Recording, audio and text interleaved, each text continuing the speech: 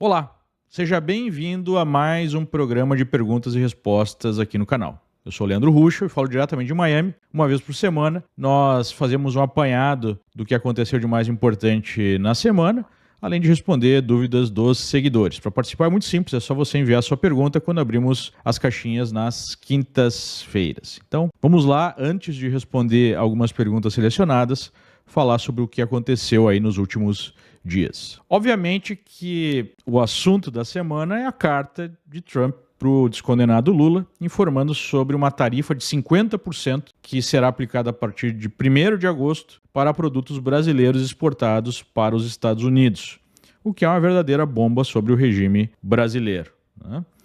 Eu vou explicar essa situação, peço um pouco de tempo aí, um pouco de atenção, porque é uma coisa um pouquinho mais complexa. Essa carta aí encapsula um cenário todo que nós estamos vivendo hoje geopolítico. Mas enfim, essa tarifa de 50% é a maior nessa última rodada de tarifas que Trump apresentou a uma série de países, a uma série de blocos. Há uma negociação em curso em paralelo com a China, já houve uma negociação com o Reino Unido, há uma negociação com o Canadá, apesar de ter sido apresentada em uma tarifa de 35% para produtos que já não tinham caído num acordo anterior, né, entre Estados Unidos e Canadá. Enfim, o Trump tem adotado uma postura de uso de tarifas como ferramenta de política externa.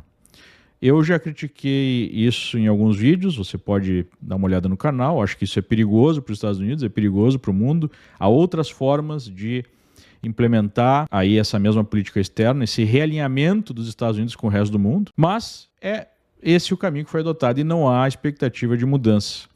Num primeiro momento, os mercados aqui caíram bastante depois dessas primeiras tarifas. Quando houve uma negociação com a China e a percepção que isso resultaria de alguma forma num novo sistema que é funcional, os mercados voltaram a subir forte. Agora as bolsas estão em máximas históricas aqui nos Estados Unidos. Então isso não assusta mais tanto o mercado. E para o Brasil, o recado foi dado justamente por conta de um realinhamento do Brasil com o eixo chinês, né? O eixo que envolve China, Rússia, Irã e outros países, não necessariamente os BRICS. Os BRICS é mais, né, um balaio de gato ali que tem alinhados mais os Estados Unidos, países alinhados à China, por exemplo, a relação da Índia com a China não é tão boa quanto é com os Estados Unidos, e a Índia está caminhando para fazer um acordo muito melhor, né? Deixando os BRICS de lado. Até mesmo a própria China não foi na reunião dos BRICS, mas o Lula apresentou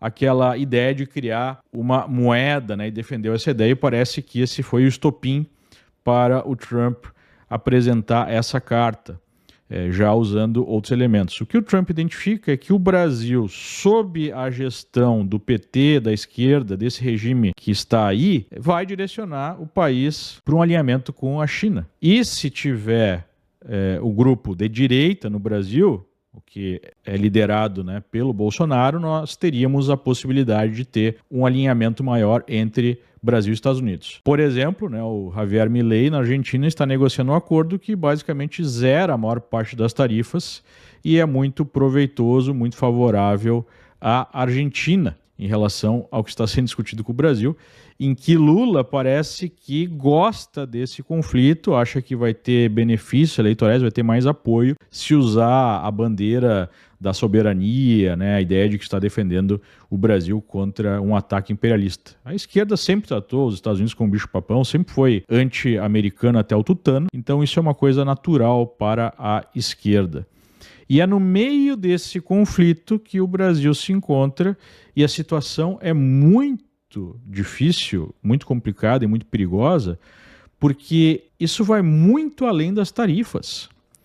Hoje nós temos o país, né, que segue sendo a grande potência global, a grande potência econômica, a grande potência militar, a grande potência cultural, o país mais influente do mundo, tratando o Brasil como inimigo por decisões da liderança brasileira, que parece gostar dessa ideia. O que isso significa? Significa que daqui a pouco, além de tarifas, nós podemos ter outras medidas que dificultem o acesso do Brasil ao hub de mercado internacional. Os Estados Unidos é o grande hub financeiro do mundo, né? Várias empresas brasileiras abrem capital nos Estados Unidos, buscam recursos dos Estados Unidos. Os Estados Unidos são o maior investidor de longe, disparado do Brasil em investimento direto.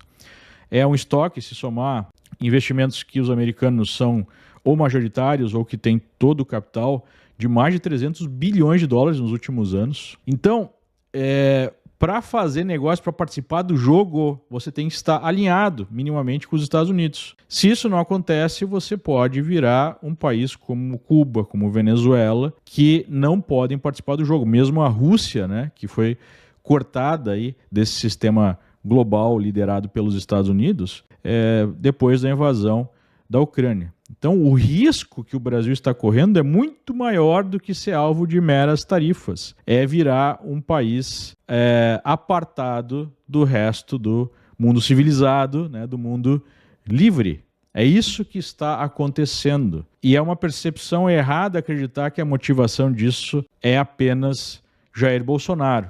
Não, a principal motivação é o alinhamento. A única diferença, a única questão que vai ao Bolsonaro é que Trump identifica que um caminho, né, de Bolsonaro voltando ao poder seria um caminho de alinhamento do Brasil aos Estados Unidos e não a esse eixo chinês. E é muito difícil sair desse impasse porque, diferentemente de outros países em que Trump colocou algumas exigências que são meramente comerciais, no caso brasileiro veio exigências políticas para fechar um acordo ou para gerar alguma proximidade. E aceitar isso do ponto de vista do Lula seria abrir mão de toda a retórica de uma vida e de todo um alinhamento com a ideologia de extrema esquerda, né? A ideologia chinesa, a ideologia que gerou o regime venezuelano, que está em Cuba há tanto tempo. Essa é a mentalidade da esquerda. A questão é que no Brasil existe uma coalizão entre a esquerda e o chamado centrão, que representa o establishment político e econômico que dá as cartas desde sempre.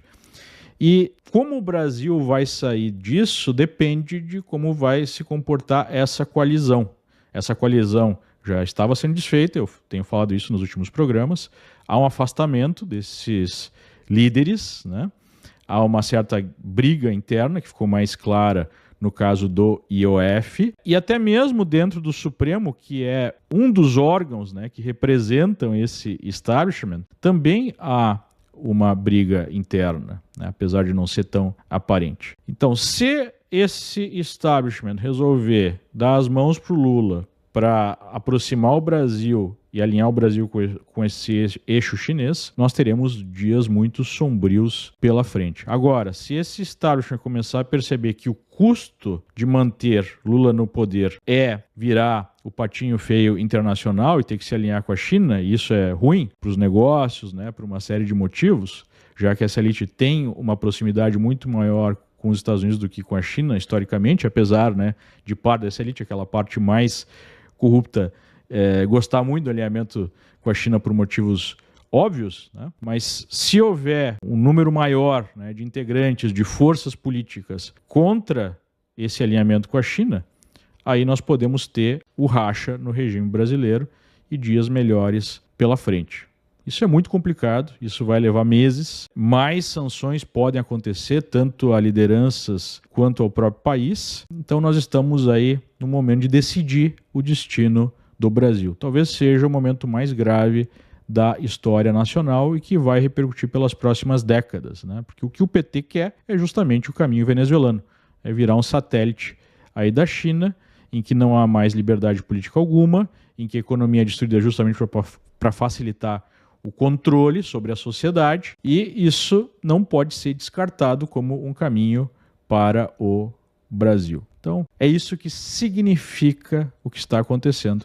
Vamos agora responder algumas perguntas. Após a taxação de 50%, qual impacto na economia pode gerar? Na economia brasileira, o impacto esperado é de 0,4% a 0,6% de diminuição do PIB e de perda de 200 a 300 mil postos de trabalho, né? Isso levando em consideração só as tarifas e a diminuição de comércio com os Estados Unidos. Agora, o prejuízo e o efeito pode ser muito maior se essa guerra escala, porque aí nós podemos ter impactos muito mais profundos, muito mais disseminados, como, por exemplo, sanções que impeçam o trânsito de recursos para o Brasil, coisa do gênero. É algo que não está no radar nesse momento, mas é algo que eu não descarto, dependendo do andar da carruagem. Com as tarifas dos Estados Unidos, você acha que haverá impeachment do descondenado? Olha, não me parece que esse é o caminho no exato momento. Conforme as eleições vão se aproximando, falta aí um pouquinho mais de um ano, fazer todo um movimento de impeachment parece que não faz muito sentido mesmo para a oposição, né? Parece que a guerra política mesmo vai girar em torno das próximas eleições. O que você achou das notas dos presidentes do Legislativo, né, do Senado e da Câmara? Foi nota completamente neutra, né, sem colocar a responsabilidade no Lula ou no Bolsonaro, dizendo que precisa de negociação, né? Então, me parece que, como representantes desse establishment, esses presidentes das casas estão esperando para ver o que acontece, né? Ainda não adotaram uma postura específica. Efeito Canadá com as tarifas, a esquerda pode tirar vantagem na narrativa? Sem sombra de dúvida que há essa possibilidade, eles já estão fazendo isso, tentando apresentar, né, essa questão das tarifas como um ataque ao Brasil em si e não ao regime, e obviamente que isso não faz muito sentido. O grande problema é o regime, não é o Brasil. Os Estados Unidos querem o Brasil próximo, não querem o Brasil distante, mas com esse pessoal que está no poder isso é impossível. E o mais curioso é ver esse pessoal comunista, que nunca foi nacionalista, nunca foi patriota, inclusive trata o patriotismo como uma espécie de fascismo, agora, né, colocando a bandeira do Brasil, colocando aí a camisa da seleção brasileira, colocando o boné, né, sobre o Brasil e tudo mais, o que obviamente é uma farsa. O PT opera há anos com base no que é definido pelo Foro de São Paulo, aquela instituição que foi criada por Lula e por Fidel Castro para criar regimes comunistas ditatoriais na América Latina. Isso funcionou muito bem, por exemplo, na Venezuela. E o próprio Lula já declarou, né, em 2005, que a ação para proteger o Chávez, depois proteger o Maduro, foi uma ação entre amigos, não entre países, demonstrando que, para ele, o que está acima dos interesses brasileiros são os interesses do partido, do movimento. Hoje, a Venezuela é uma ditadura brutal, não há soberania do povo, o povo não pode escolher os seus representantes, né, o seu sistema de governo. A mesma coisa acontece em Cuba há décadas, que os petistas tanto adoram. Então aí não tem soberania. No caso brasileiro, uma outra ironia, né, é acusar os americanos de tentar interferir no Brasil, sendo que a interferência que os americanos fizeram durante o governo Biden foi recebida de braços abertos pelo PT, pela esquerda, em que houve uma intervenção direta para, por vários canais, por vários meios, alçar o Lula à presidência contra o Bolsonaro. O próprio Barroso falou isso, né? Não é uma teoria da conspiração, é um fato. O Biden atuou para impedir que Bolsonaro fosse eleito e facilitar a chegada de Lula ao poder. Então, essa história de soberania é só mais uma falácia, porque a esquerda brasileira jamais esteve preocupada com isso, né? A bandeira dele sempre foi vermelha e não verde e amarela. Se Eduardo Bolsonaro pisar os pés no Brasil, ele é preso na hora, né? Olha, eu acho que a chance de acontecer é muito alta. Inclusive, eu vejo a possibilidade de decretarem a prisão dele, mesmo que ele não pise no Brasil, para passar um recado. Houve até conversas nos bastidores sobre a prisão do próprio Jair Bolsonaro, antes mesmo do final do show trial, né, sobre o suposto golpe. Então o cenário é bem complicado e não ficaria surpreso se uma dessas duas medidas fossem tomadas. Como as tarifas de Trump afetarão o mercado, tanto americano quanto brasileiro? Bom, até agora os impactos são limitados. Há uma perspectiva no mercado brasileiro que vai chegar a algum acordo, que isso não vai ficar desse jeito, que não vai ficar em 50%. Particularmente, eu acho que há um certo otimismo até exagerado. Talvez o que o mercado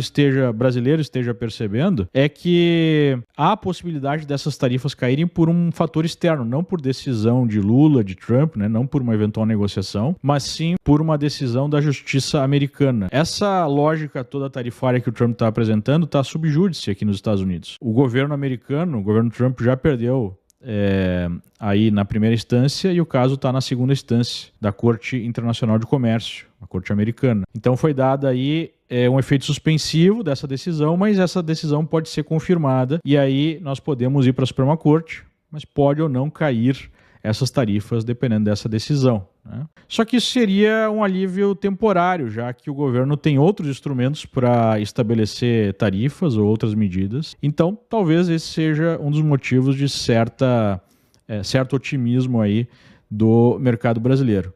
Tirando isso, o que a gente vê é efeitos mais pontuais, né? Empresas específicas. No Brasil, por exemplo, nós temos a Embraer sofrendo mais, já que a Embraer seria uma das empresas que perderiam mais com a implementação dessas tarifas, né? O que pode acontecer no avanço desse conflito é o mercado como um todo sofrer muito mais. Aí nós veríamos a desvalorização cambial, né, através de outras medidas, de outras sanções, a perda de valor de ativos brasileiros em geral, não só aqueles diretamente afetados por tarifas. Esse é o risco. No mercado americano, o risco é muito menor, já que o Brasil, se eu não me engano, representa 1,4% das importações americanas. Fica mais na carne, suco de laranja, coisas desse tipo que tem algum impacto, mas o impacto é bem limitado, né? Nós temos que lembrar que a economia americana é uma economia de 30 trilhões de dólares de PIB e o Brasil é uma economia de 2 trilhões e pouco de dólares, né? 40 bilhões de importação dos Estados Unidos,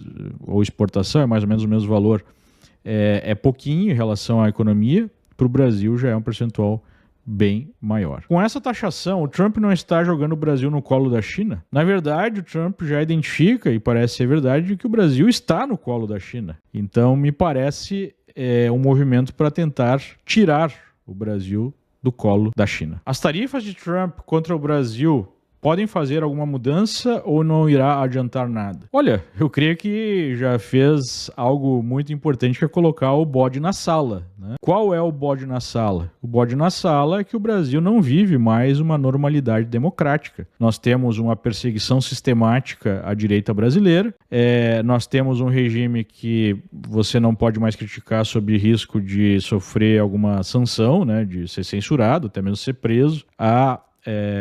Um claro tratamento diferenciado entre esquerda e direita, e isso, há uma série de pessoas presas por conta de um protesto, né? Uma pessoa presa, a cabeleireira lá, 14 anos de cadeia por uma frase de batom numa estátua, muita gente na prisão com penas duríssimas, mais do que homicídio, por conta de protesto, que por pior que seja não poderia ter esse tipo de pena ou esse tipo de processo. Então, há todo um sistema no Brasil que não é mais compatível com democracia, com liberdades individuais. E, obviamente, que uma parte significativa da população brasileira, talvez até a maioria, provavelmente a maioria não concorda com isso. Então você tem um país dividido, que não opera mais pelo Estado de Direito, e isso fica evidente quando nós temos o presidente dos Estados Unidos, né, a maior potência do planeta, expondo isso para o mundo. Agora é uma questão de definir um novo caminho para o Brasil. Se o establishment vai bancar esse custo, né, e vai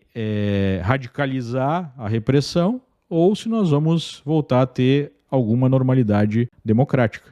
Basicamente é isso. Como o Lula sairá dessa? Bom, pelo que ele falou até agora, parece que ele não quer sair dessa. Ele quer esse combate, até porque ele pode usar a carta da defesa da soberania nacional, apesar de ser uma balela, né? Mas, enfim, o brasileiro médio tem uma capacidade bastante limitada de entender o que acontece. Ele talvez acelere, né, na direção da China e acelere o projeto venezuelano. Então não parece que ele quer sair dessa, ele quer entrar nessa para acelerar rumo ao fundo do poço para o Brasil, mas ao poder para sempre, para ele e para o seu grupo. Esse é o objetivo. Quais são os efeitos da taxação de Trump em cima de quem só investe no Brasil? Bom, o risco ficou maior, né? Porque nessa guerra tarifária que vai muito além das questões tarifárias, que vai na questão da relação entre os dois países, nós podemos ter medidas, até mesmo por parte do governo brasileiro, que dificultem ou até impeçam a saída de capitais para os Estados Unidos. A gente já viu isso,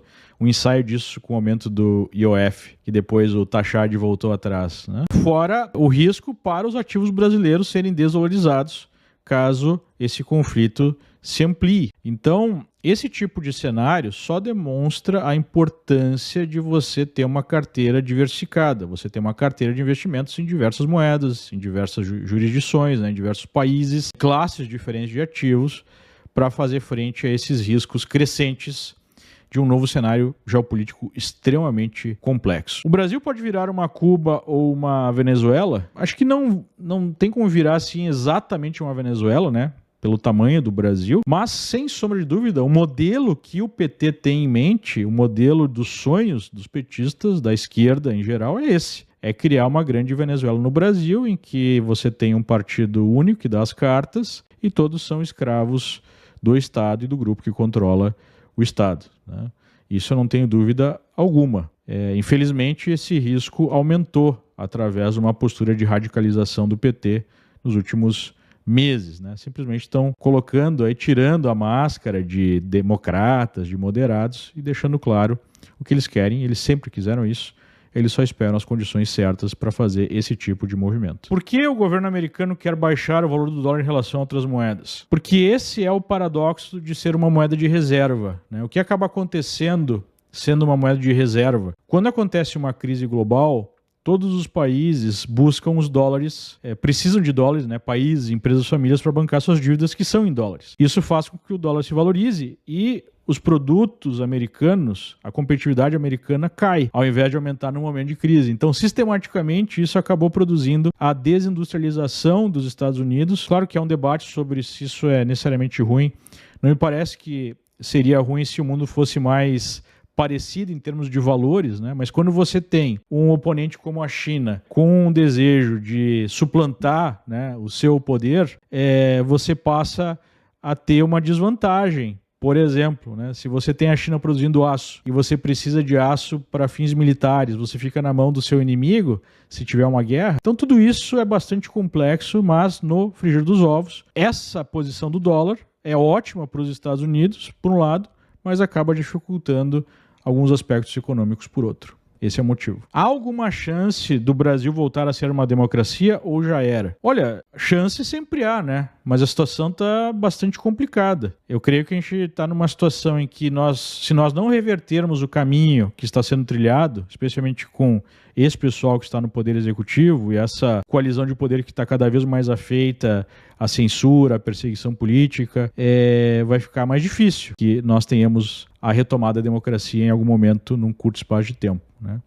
O grande problema desses ciclos autoritários é que conforme a gente vai cavando esse buraco, fica mais difícil de sair dele, até que muitas vezes fica praticamente reversível por muito tempo, né? Cuba, por exemplo, já tem aí mais de meio século, quase 70 anos de ditadura, mesmo com o povo na completa miséria. Então, é muito arriscado. A deriva, será que a oligarquia brasileira continuará apoiando a ideologia do Molusco? Olha, a ideologia dele exatamente não me parece que esse establishment apoia, né? Eles apoiam o Molusco, ou apoiaram com o objetivo de gerar grande blindagem desse sistema em relação à revolta, que foi simbolizada ou materializada pela Lava Jato e pela eleição do Bolsonaro, né? Para isso que eles tiraram o Lula da cadeia para colocar na presidência. Agora, não me parece que todo esse establishment esteja alinhado com os próximos passos que o PT quer dar para transformar o Brasil numa Venezuela. E essa talvez seja a esperança do Brasil em não cair nesse buraco. Diante de tudo que está acontecendo, o dólar ainda está barato. Por quê?